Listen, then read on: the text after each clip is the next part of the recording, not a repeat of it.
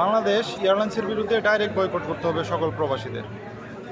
কারণ যখন off season on season সব সিজনেই বিমান বাংলাদেশ এয়ারলাইন্সের টিকিটের দাম এই পরিমাণ বাড়ায় দেয়, যে পরিমাণ মনে করেন যে কল্পনাও করা যায় না, আকাশচুম্বী টিকিটের দাম বাড়ায় দেয়।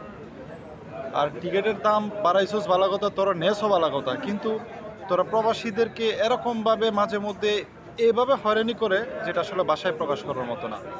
গত কয়েকদিন আগে, হয়তো 19-20 তারিখে এই ফেব্রুয়ারি মাসের, হয়তো সবাই জানে, ইন্ডিয়ার নাগপুরে বাংলাদেশ এয়ারলাইন্সের একটি ফ্লাইট জরুরি অবতরণ করে যান্ত্রিক ত্রুটির কারণে। কিন্তু দেখেন, দীর্ঘ 18 ঘন্টা, যেহেতু বিমানের মধ্যে প্রবলেম দেখা দিছে, জরুরি অবতরণ করতেই হবে যে কোনো জায়গায়, যে কোনো এয়ারপোর্টে।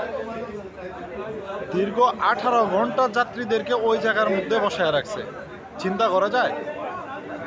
একটা দেশের যাত্রীদের দীর্ঘ 18 ঘন্টা যে জায়গার মধ্যে বসায় রাখছে, তাদেরকে বিন্দুমাত্র কোনো ধরনের সুযোগ সুবিধা দেওয়া হয় নাই। না দেওয়া হয়েছে ইন্ডিয়াতে কোনো, তাদের এয়ারপোর্টের ওয়াশরুম, রেস্টরুম কোনো কিছুই ব্যবহার করতে দেয় নাই। খাবার দাবার তো দূরের কথা, ইভেন প্লেন থেকে বের হয়ে হাঁটাকুটা পর্যন্ত করতে দেওয়া হয় না ভালো করে। একটা জিনিস চিন্তা করেন, একটা যে বিমানের যে সাইজ, এই সাইজের ভিতরে প্রায় 400 যাত্রী, ক্রু সহ 400 যাত্রী, আপনার এর ভিতরে কি একটা অবস্থায় ছিল চিন্তা করা যায়?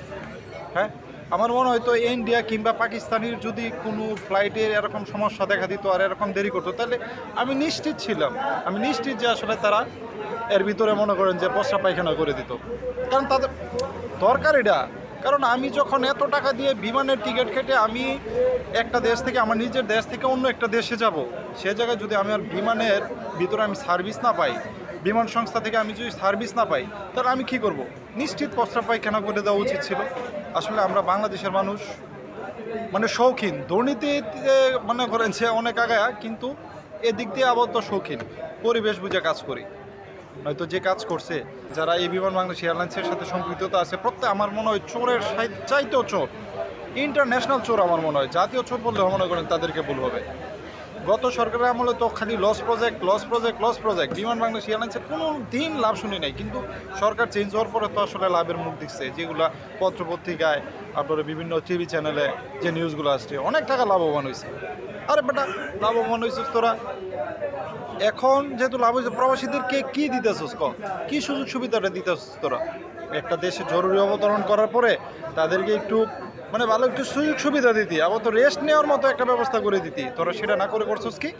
তোরা প্রায় 18 ঘন্টা সেই জায়গার মধ্যে যাত্রীদেরকে হয়রানি করে রাখছিস।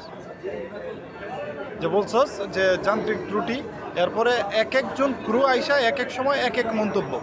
হ্যাঁ, যাত্রীদের আহাজারি তো এখন এগুলো ভিডিও ফুটেজ ভাইরাল হয়েছে, এগুলো তো সব দেখতেছে মানুষ।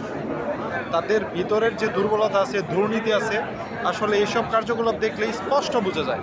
সুতরাং আমি মনে করি যে সকল প্রবাসী বিমান বাংলাদেশ নামক যে এয়ারলাইন্স আছে, একযোগে তাদেরকে বয়কট করা দরকার।